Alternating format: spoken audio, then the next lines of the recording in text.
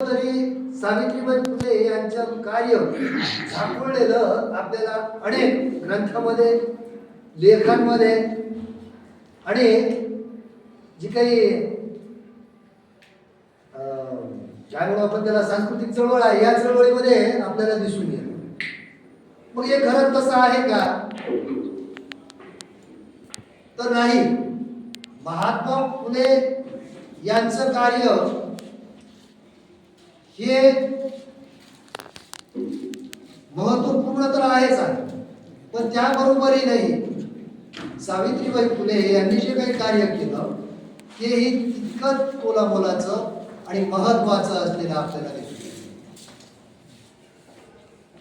एकंदरीत आपण ज्यावेळेस 19व्या शतकाचा विचार करतो आणि 19व्या शतकामध्ये फक्त सावित्रीबाई फुले याच नव्हत्या, तर आणखीन 3-4 महिला होत्या की ज्यामध्ये पंडित रमाबाई असतील, रानडे असतील, ताराबाई असतील आणि या नंतर सावित्रीबाई फुले असतील.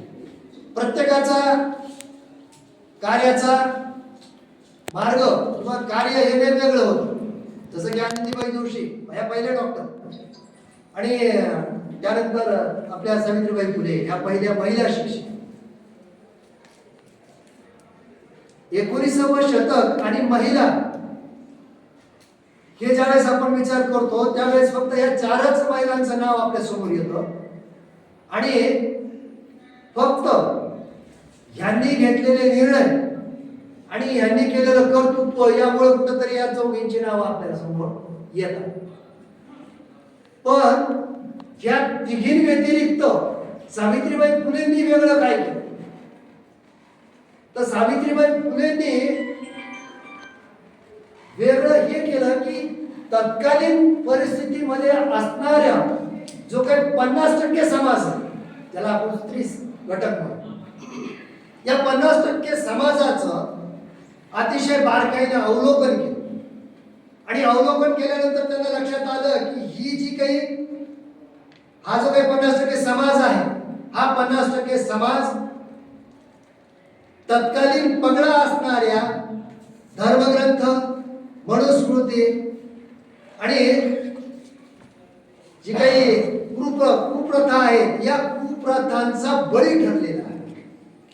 आणि ह्या नुसतं बळी ठरलेला नाही, तर यांनी त्यांचे हक्क, स्वातंत्र्य आणि अधिकार हे सर्व काढून घेतले.